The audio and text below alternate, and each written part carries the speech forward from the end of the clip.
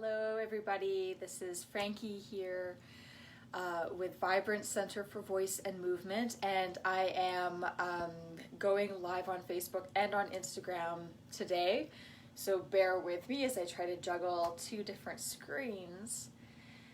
And what I'd like to offer today for this short class is a really fun intersection between the Fitzmaurice voice work teacher training that I did as well as yoga. And this comes from Heather Lyle, so great thanks to Heather Lyle, who is a speech and language pathologist and a Fitzmaurice voice work teacher, and she also teaches an approach to voice of her own called vocal yoga. And what this works with are the mudras. So some of you who have a yoga practice might be familiar with mudras, and this is perhaps a slightly different take on mudras. So I'm going to teach you one mudra today, and it is my favorite. Hi Ben, it's my husband who's watching. So what I would like you to do is find a seat and get comfortable wherever you are. And I'm sitting cross-legged on the ground, but you don't have to. Just find a comfortable position for yourself. Sometimes also when I'm doing breath work is I really like my stool because I can tuck my feet up underneath it. But however you are in this moment is perfect. And I want you to just take a moment. And could you get a little bit more comfortable in this moment? Just check in. Are there some small adjustments that you can make? Ooh, my shoulders wanted to crack.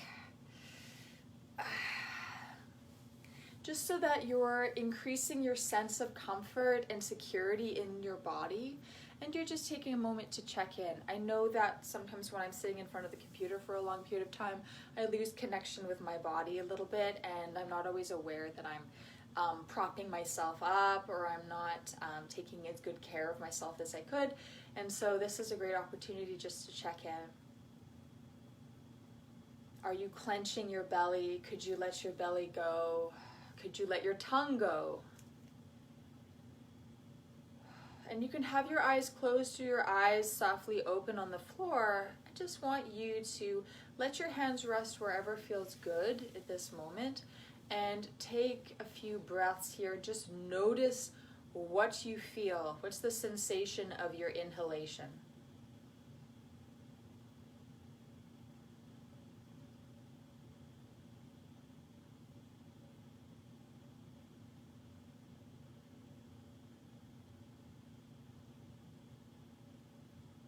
What part of you has to expand or move as air enters your body?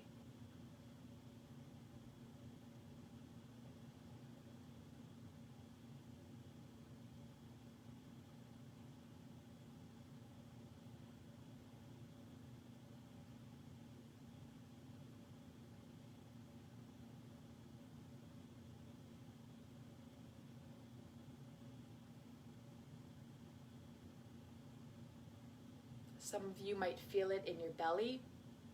Some of you might feel it up in your upper chest, and some of you may feel it in your rib cage, a little bit lower under your armpits. Wherever your breath is perfectly fine. So this week I'm going to teach you a few of my favorite mudras, and I want you to explore where you feel your breath initially, and then what you feel shifting or changing when you have a new mudra. So 3 more breaths here. Don't try to make your breath do anything, just notice where your breath is in your body.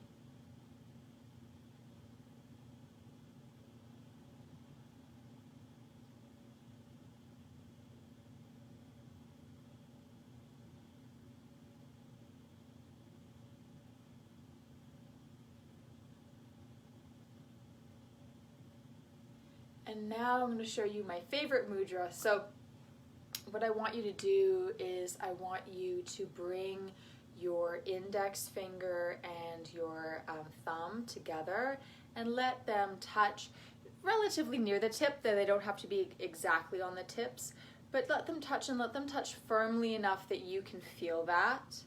And then let your other fingers spread out straight. And now bring your hands to your knees. Not forcing, right? Just let them find a comfortable place on your knees or your thighs here.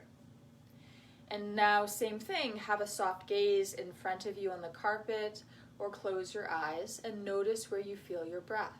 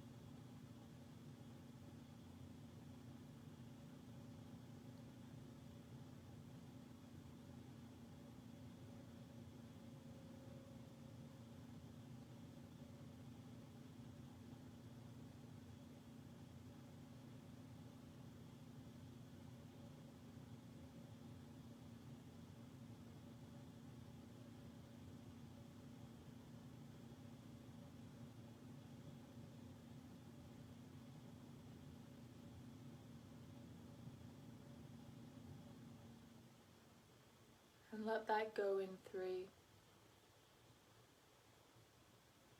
in 2, and 1. If your eyes are closed, gently let the light come into your eyes. Let your hands relax. Take a moment to look around the room where you are. Find something that your eyes would like to look at.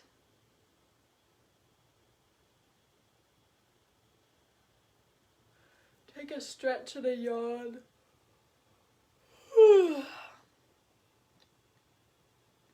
Let that go.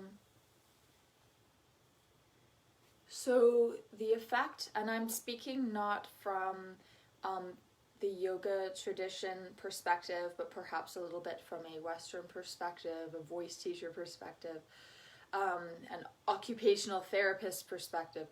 This mudra stimulates the parasympathetic nervous system. That's your rest and digest nervous system.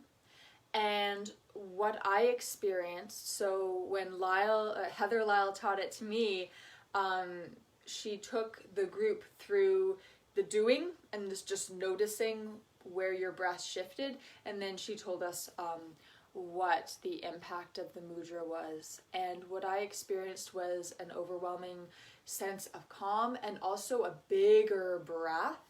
I could feel my ribs really expand, both not just at the front but at the sides and the back of my body.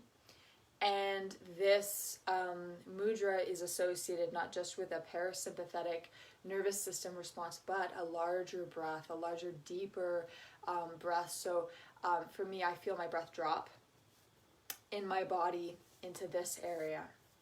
What matters is what you feel.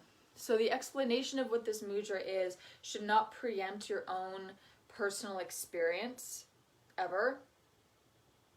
But if you notice that it shifted your breath, then that's information and can be very useful.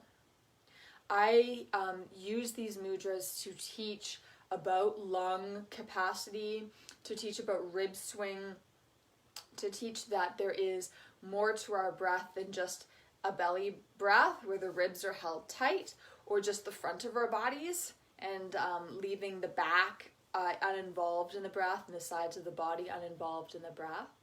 And so what I want you to do is to experience for yourself what this hand position can do, and also just gain the benefits of putting your attention on your breath for a few minutes today.